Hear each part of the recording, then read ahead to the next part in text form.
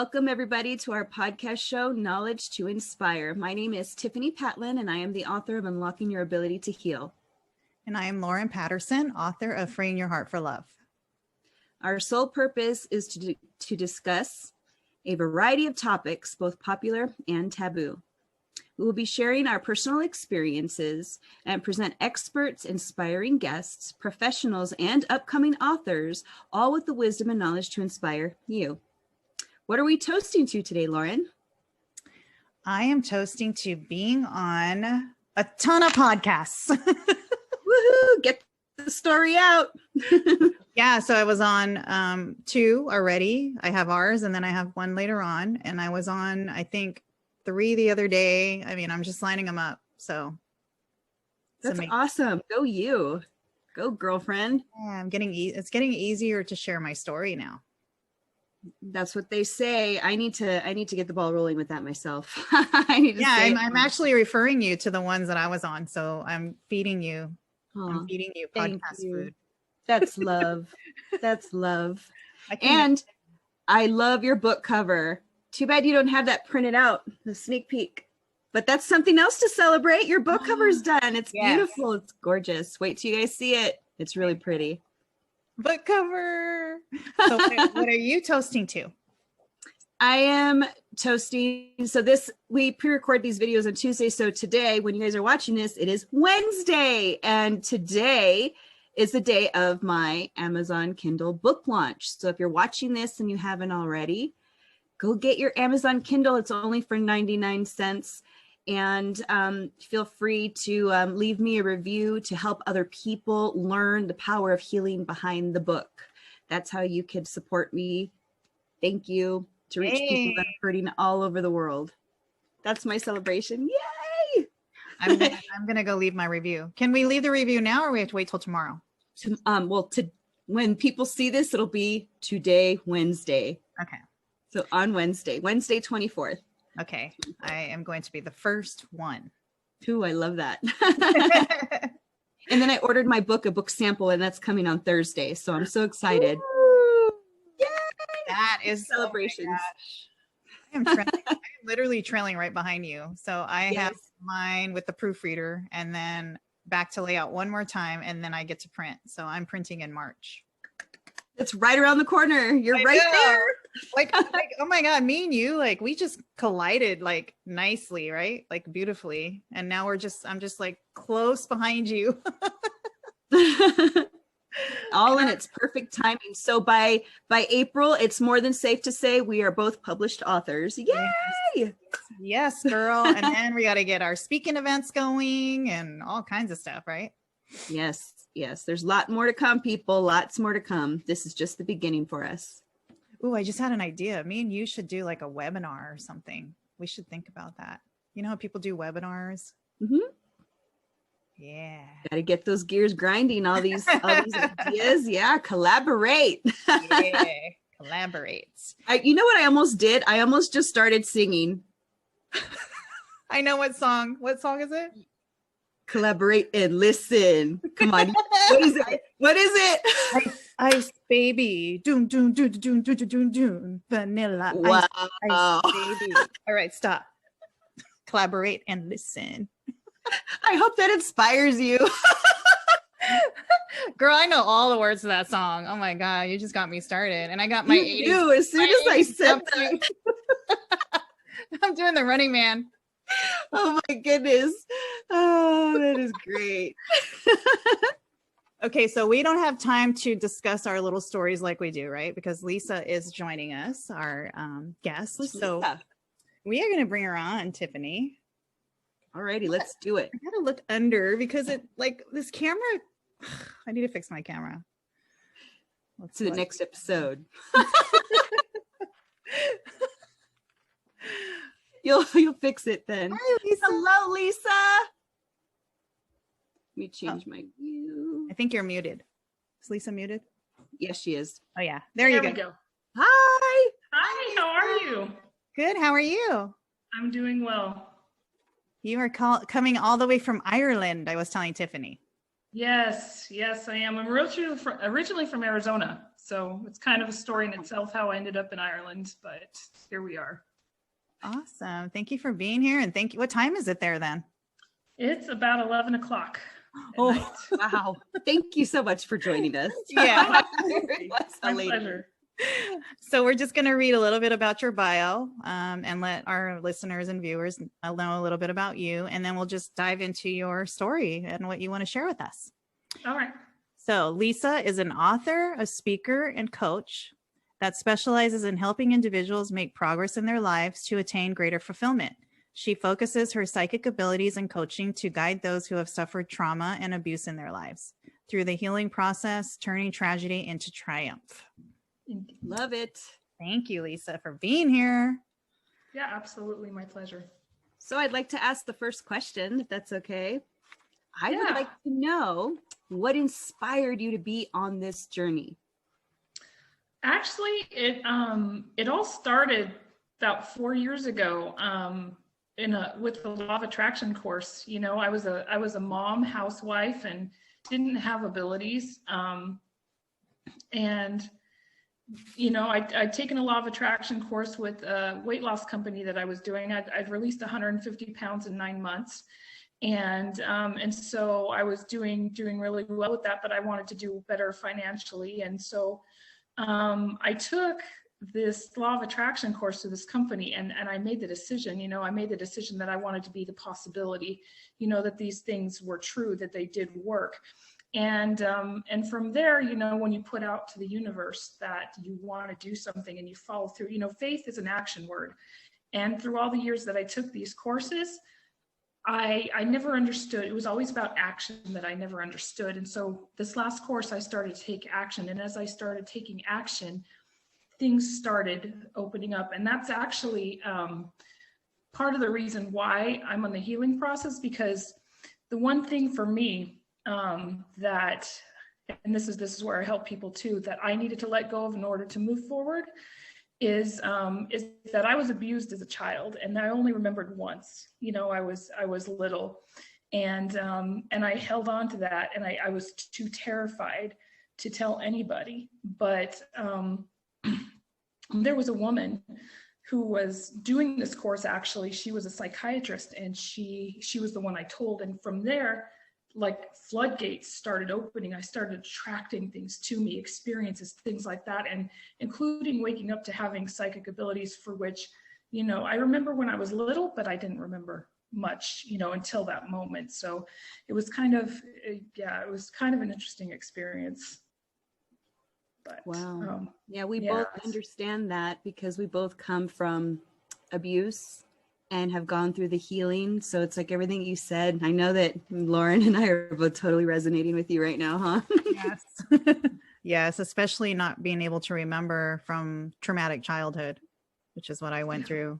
I don't remember anything before the age of, 12. Wow.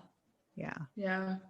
It's amazing how the brain can keep you safe, and it was after that one event, I remembered, like, I was abused extensively, but it wasn't until after that I let that go that the rest of it came. And so I'm like, how can you be 40 years old and not remember any of this happening to you? 41, 42. How can that be? Mm-hmm. But yeah, people think that's crazy. Lauren and I were just talking about the whole thing about self-love. I'm in my mid 30s, she's in her, I'm sorry, I don't want to miss. Late 40s. I'll be 49. And and it wasn't that long ago that we realized, hey, we deserve to be loved by none other than us. So we feel you on that. It's never too late to learn something new. Yeah. So how do you help people? Okay. So you have these psychic abilities, and I know I've only seen one psychic in my whole entire life, and she was dead on what was going to happen. She told me I was going to meet my husband, and I met my husband. And then I had never seen a psychic again. But how do you help people with the psychic abilities to triumph, from tragedy to triumph? Because I know that when I saw a psychic, they said they're never going to tell you what you don't want to hear. So I don't know if that's true or. I see. I don't know. My abilities, I didn't know what they were when I woke up to them. I started using them. I drove for Uber in California after my divorce. And so I would start getting people in my car while I was driving, and we'd have conversations, and I'd start yelling, mostly men. I'd start yelling at them, telling them their truth. And they would tip me like ridiculously high for it. And that's where it all started.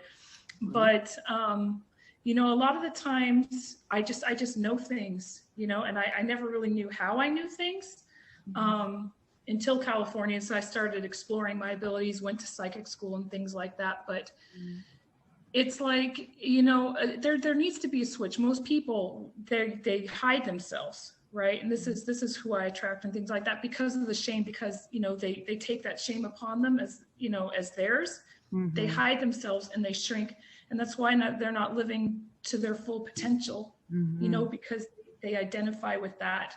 And so, I've always had a gift of seeing people bigger than they were, and seeing the things that they're hiding from, because I always get afraid, and everything that I'm afraid to say to them, I know I need to say, mm-hmm. Because that is their truth and that's what they're hiding. And so, I've never had a problem telling people that. And I've always had the ability to do it with acceptance, and I don't judge, because I know exactly where they're coming from. Mm-hmm. So, it's not always easy. I was terrified to make that first phone call to tell her, and even after that.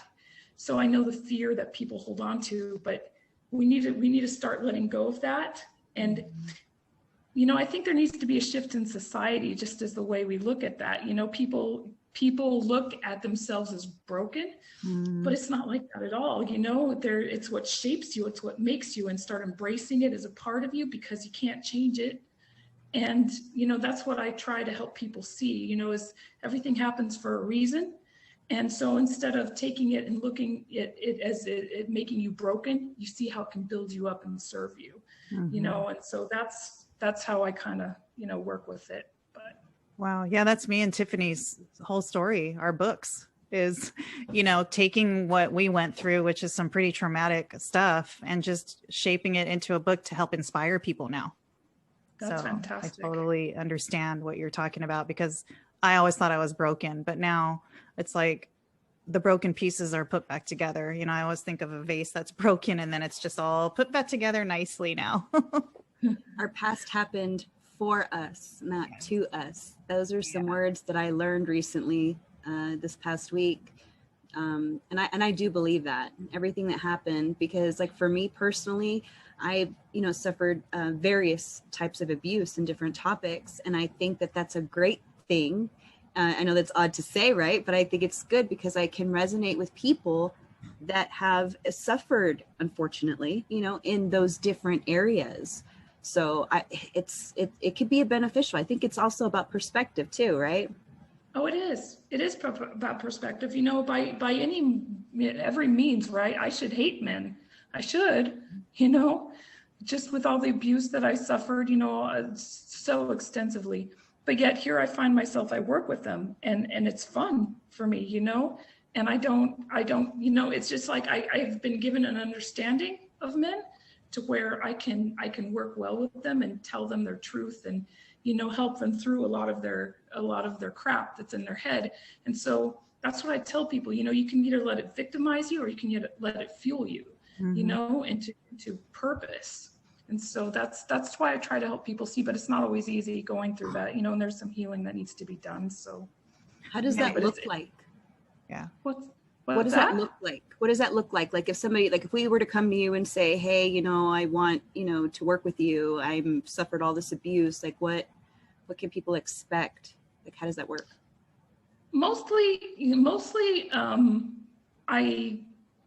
I'd go through a reading session with them, and then I would try to, help them understand. I would tell them, go over with them how they feel about it or what I see they feel about it, because not a lot of the times they're not willing to own it a lot of the times. And so, I see how they're feeling about it. I walk them through it. And then if there's a plan, an action step that needs to be done, we set a timeline for them to do it. Are they okay with doing it? How are they emotionally stably? and symbolism actually, in a lot of cases, what I found is that symbolism is real. And sometimes you cannot directly heal the wound in a straight direction, but you can use symbolism, for me, it was a man that was not my father, but he actually had a daughter named Lisa Marie that died in a fire. And so, he was not my real father, but, we were able to help each other that way. So, symbolism is another way that I work with people, because if they're not in a place where they can go directly at the problem, we baby step it. We baby step it and say, okay, and put them in a safe place to where, okay, is this okay for you? And then we go from there. So, it's just a lot of tricks, mind hacks, things that I was taught. It was almost like I was brought on a journey after my divorce, to learn all these things taught by different masters, different techniques on how to overcome the mind and overcome yourself. And so, it's through personal experience. I know these things, overcoming PTSD and a lot of the things that I did overcome in the past 3 years. So, I have a lot of personal experience on how to do the healing process, as well as, I worked with a lot of psychiatrists along the way too. A lot of them, I've always had a psychiatrist as my best friend along the way. I don't know if that's a good thing or bad thing, but it's, So how do you protect your energy, because you're working with different energy fields, and some of them are very negative. So how do you keep your energy safe so that you're still helping and still providing service, but your energy is protected and you don't absorb that? Because I always thought if you're a psychiatrist, you're absorbing just people's problems all day. So I'm just always curious, how do you, when you're in that profession, how do you protect your energy from that? Sometimes, and a lot of times, actually, I let myself go into it. There were times where I would get sucked into people's realities too quick and not know it. And I was experiencing everything as if it was them. And sorry about that.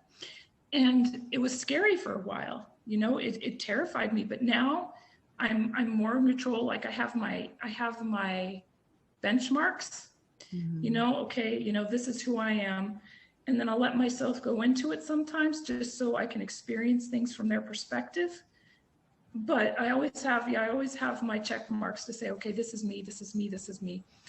But it allows me to connect with people. That's, I say it's the biggest gift and a curse at the same time, but it allows me to experience people at such a deep level. It's like I've known the person 20 years in a matter of, 10 minutes, just by allowing myself with their permission to do so. So, I don't always hold back on that, unless I feel right away that it's a dangerous situation. And then I'll just kind of back off and just kind of disassociate, I guess is how you can explain it, disassociate myself from everything, so I can observe it from a distance and then see where they're coming from. So.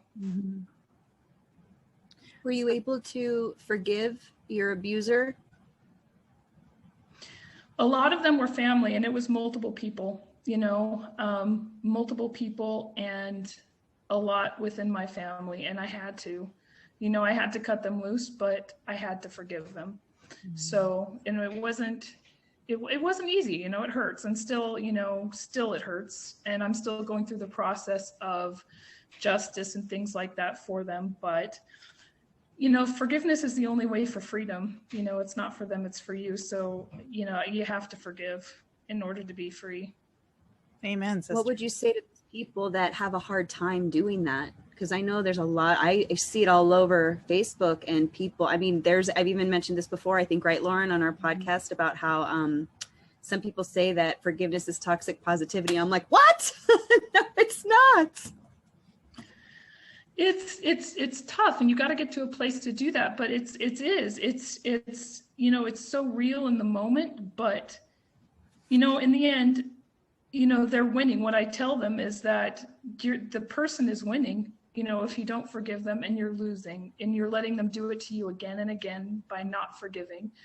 And so that's the only path to freedom. You either have two choices, you wait for them to apologize to you, which is usually not the case in these situations at all, or you forgive them. And in fact, for my ex, because I was in not a good marriage for 20 years, I was in a pretty bad place.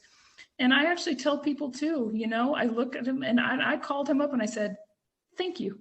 You thank them for exactly that, because they made you who you are. So you know what? You take all the power away from them. You walk up to them and you say, thank you, and then it's done, because there's a certain satisfaction depending on where the person is that comes from that, because you get your power back. And it's even if it's symbolism, even if it's just to a picture, just look at the picture and say, thank you, and just move on, because it's such a liberating thing when you can find that place to do so. But again, it's not always easy. Yeah, because Tiffany knows, but my first part and my third part of my book is about my first and third husband. I was married 3 times before I met the love of my life, but they both passed away last year within 3 months of each other. And when they passed away, I had to forgive them. I literally had to say it out loud, like, I forgive you, because I never got apologies from either one of them for what they did to me. And I never will. But even from my parents, like my mom, I haven't talked to my mom in 7 years, or my dad, and I'll never get an apology from my parents. But like you, I had to cut them out of my life because they were so negative and they were bringing me down. So I totally get what you said about that part of your life too. Yeah. Again, not always easy, but in the end, it's worth it, so. But it's about moving on, and people once these big issues are met, then they can start living into their purpose. Just like you ladies, right? When you go through big things, you're not meant for little things. And so, that's like that. why I like goosebumps from that. What's that? I got goosebumps from that when you said that. That hit me. I love it. Can you say it again? When you go through big things, you're not meant for little things. And so that's what I try to get people to see, because it's the truth. And they're struggling, and because they're struggling to be more, and they can't. And so, it's frustrating for me, because I see them again. I see people bigger than they are. I see people past, present, and future, everything that shaped them, and see how big they can be when they see themselves as little itty bitty, and they're so not.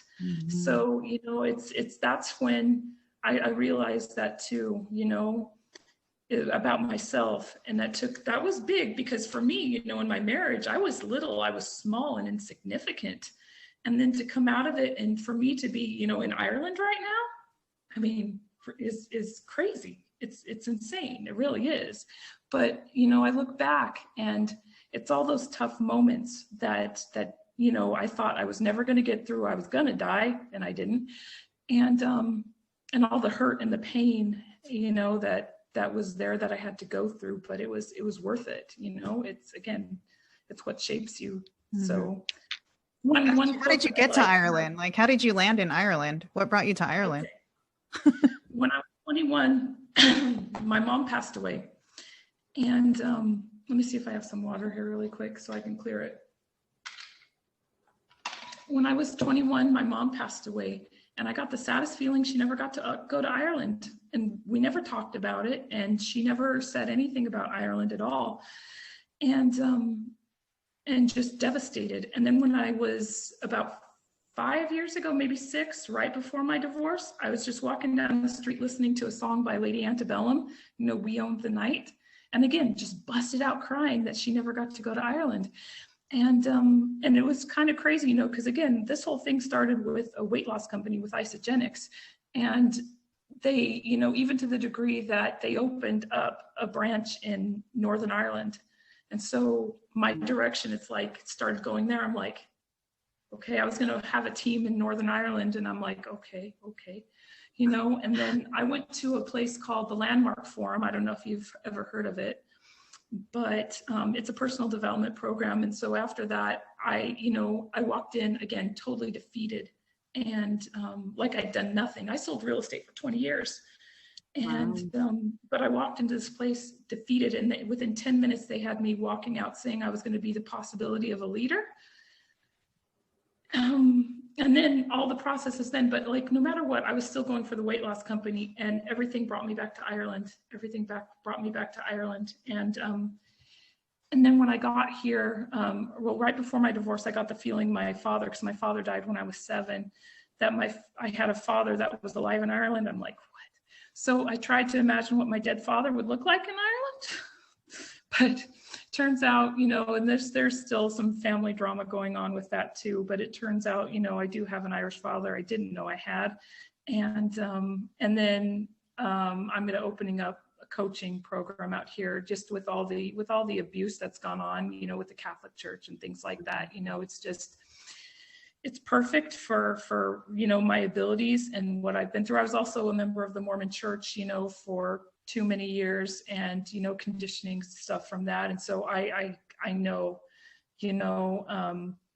exactly what they've been through, and so I can help out here. So that's what my plan is, to do that. But yeah, I had no idea when I came here or why, but everything is like, when Ireland wants you here, Ireland gets you. So here we are. That's awesome. Ireland is on my bucket list to visit. I want to visit Ireland. Well, you should come visit. You can come stay with me. Yeah, I'll look you up, because I've been meeting people, and I'm like, okay, that's on my bucket list. That's on my bucket list. Now I know people. There you go. It's fantastic. See, networking is great. So now that you know a little bit about me and Tiffany, how long does it take you to talk to someone? So just knowing what you know about me and Tiffany, like, could you say something to us, like, with your psychic abilities, like something live here on the show? Do you feel anything? I was getting stuff from and I'm trying to see if I can, because sometimes when there's 2 people, and I've not done parties yet, so it's 2 people at once. Our energy chain. Well, I got something about when you were talking about your parents, and having to cut them out of your life. That struck me, and I was trying to pick up on that a little bit. A lot of the pain from your parents, but it's something that I don't feel you're done with, not yet. There's still some closure needing to be done there. That was the biggest thing that struck me as I'm listening. Sometimes when I'm listening, it just depends on the person, really. But yeah, you definitely need to go revisit. And how do you pronounce your name? Lauren. Sorry. Yeah. It's unique spelling. You definitely need to revisit that. As much pain as it was, you need to revisit that. That's not done yet. Yeah, and that's what I was telling Tiffany. How many shows ago, right? I was like, I think I need to at some point talk to my mom and my dad. Yeah, and it needs to be sooner than later. So, but as far as your ex-husbands go, that's another thing that I kind of picked up on. They were again, I feel, building blocks for you in order to get you where you are now. So, and that's another thing that I try and help people see too, is that you see people need to look at people as a gift. Mm-hmm. And I was in, after my marriage, even from my marriage, again, 20-year abusive marriage, right?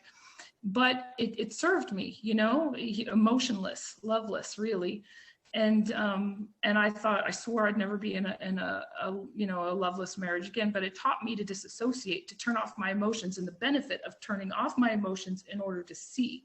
I got 3 beautiful children out of it. I got whatever the material things, you know, even though I didn't get the emotional thing. So I had an appreciation for that. So you need to take each person and disassociate the hurt from them and look at the benefit, because there's always a way. And again, things happen for you, not to you, you know, and people are the same. And if you can look at people like that, you know, that's as a gift, as something, because everybody is meant for your life, you know, it's just, it frees you and releases you and keeps you from shutting down and closing yourself. But that's the way society is right now. We're so closed off from hurt. You know, we're walking around with a Facebook page full of friends, not talking to anybody, you know, but they're our security blanket to keep us warm at night, that we know people. Yes, we do, you know, but it's like, it's a heart, you know, your heart was made to be used. It's, you know, it's going to get hurt, it's going to get broken, but it's there to be used. So, you know, and we're lessons. Yeah. Lessons in that. There are. There was a book that I read, and I use this for that. You know, we're all masters playing this game of life together. And you look at that as you chose everybody that you interact with. And then, you know, it becomes a whole different experience for you. You know, it's not always easy in the moment, but if you look at it afterwards like that, then, you know, it's a lot easier, and it just, you know, for growth and progression and such. And so it's just, it helped me through my kids and such, and I aren't on the best of terms at the moment because I stood up to their father, and they don't see why.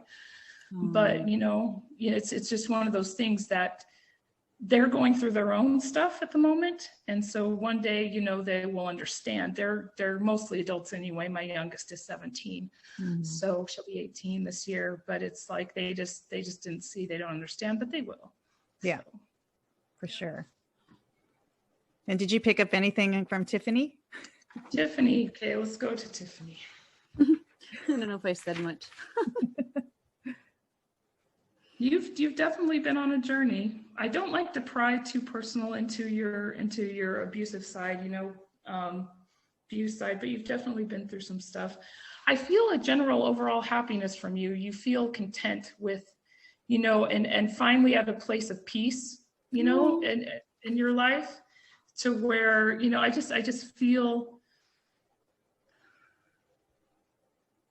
I feel contentment, you know, but at the same time, you have some things that you want to do, some bigger visions, I feel. Oh yeah. And definitely does. Yeah, and I think that you should let go all the stops, because there's nobody stopping you but you. You know. Yeah. I'm not getting emotional. I was crying for you. that hit me, because it's like, it's true. I'm the happiest I've ever been, and you just gave me confirmation. And it's true. Like, I've been having those self-limiting beliefs try to creep back in. I'm like, I see you, go away. Like, I see you. And I do, like, I'm getting nervous because I'm about ready to do something big here soon. And you just said, like, everything, it was perfect. Wow. Yeah. Wow. Thank you. I'm going to do it. Watch, you're going to remember. You're like, Tiffany Patlin, I know her. See, Lisa, you could do live sessions with people now. This could be your new thing. This could be, this was the biggest fear of mine. You know, I can look at pictures and I can read pictures, but I have never done a live session before. So this is a first for me. Well, it's good. Yeah. Yeah, you should totally do it. I think it would be great. This is awesome. Yeah. I mean, we had the humorist, Tiffany. What was her name? And she just busted out with the improv, like put on a wig, and she just started talking about Gladys, and it was like, oh my goodness, it was amazing. If you go to our YouTube channel, you'll see her our interview with her. It was so funny. We could not stop laughing. Our cheeks were hurting from the hour of just cracking up. It was great. But yeah, I mean, if we can help other people on this show, like what we just did with you, that's amazing. That's the whole purpose of why we did this, right, Tiffany? It's just to help, knowledge to inspire. Thank you. I was just about to say that. That is knowledge to inspire people. So Lisa, how can people find you? We're going to post your links when we post the video, but how can people work with you if they want to work with you and find you? Right now, because I'm in Ireland and a lot of, international, I work with people both ways. The best place is to find me on my Facebook page, Believe, and it's at The Possibility. So, and then my WhatsApp link is to schedule an appointment. My WhatsApp link is there. And then that's what I do. I usually do a reading session, which is to start out. And then if we end up working together, that goes into that. So. Okay. Awesome. Yeah. And I am a believer of reading sessions because that's how I met my husband. She did a reading for me because I had no idea what to ask. And she literally told me I was going to meet my husband at the end of 2017. And I met him. And yeah, I'm a firm believer of psychic. I actually have some psychic abilities that's coming out. Use them. There was a metaphysical bookstore, just there's so many things you can do. We so all have them, right? And such, but use your intuition more and just trust it. Mm-hmm. and just teach it, and the more you use it, the better and the stronger it'll get. Because I do believe we all have them too. Wow. And I feel you're highly empathic. And such, but yeah, I am an empath for sure. Teaching is the fastest way to grow and using, right? Because it's all about confidence and practice, and that's really it. But yeah. Wow. I know. Wow. It's like she's talking directly to me. Like I'm like listening to this and I'm like thinking about the things I have to do. I'm like, oh my gosh, she like really knows. We were meant to. I love it. Thank you so much.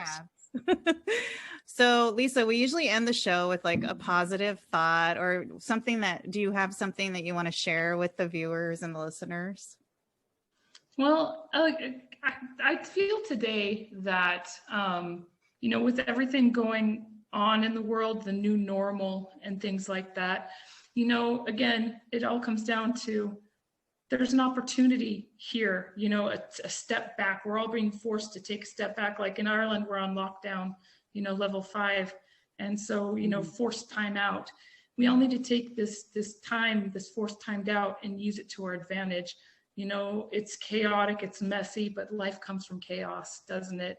Mm-hmm. And I love the quote from The Greatest Showman, comfort is the enemy of progress. And so if you're not comfortable, good, sit in it, feel the emotions and look for the blessing and the opportunity in it, because there always is one. And stepping through the fear for what you have and for what you want to do is the only price to pay for what you want and for living your dream life. And so for those that are scared, I say, fear and excitement, same chemical reaction in the brain. It just is. And so get excited and just go for it. Take the leap of faith. Faith, it's an action word. Take a leap of faith and go and start creating your life on purpose. I love that. Oh, you say so many good things. I love it. I always think of take a leap of faith and just build your wings on the way down. Indeed. Yeah. Wow, it's been awesome, Lisa. Oh my gosh. We're so inspired. Thank you guys for having me. It's been fun. Yeah, and thank you for dialing in so late, because I know it's way past your bedtime. No, I've become a night owl. That's the way they do it. That's the way they do it over here. I used to go to bed at night every night, Arizona time. Now I'm just up, so it's all fine. Awesome. And we'll call. I did want to say one thing to you. Okay. Before I let you go, is because I feel like it was good for me to hear it. So I'm listening to you and your story and where you come from. I just want you to know that I'm really proud of you for what you've done and going through the healing process and forgiving, because I know that is very, very challenging and difficult to do. So I applaud you and I'm proud of you for doing that. So good for you. And I love all the work that you're doing. So thank you. Yes. Thank you. And we'll post, if you follow us in our private Facebook group, and we're going to post it on YouTube and Anchor, but I'll send you the links so you can go. Okay. Beautiful. Thank you guys so much. Thank you, Lisa. It was so good. Bye. Bye.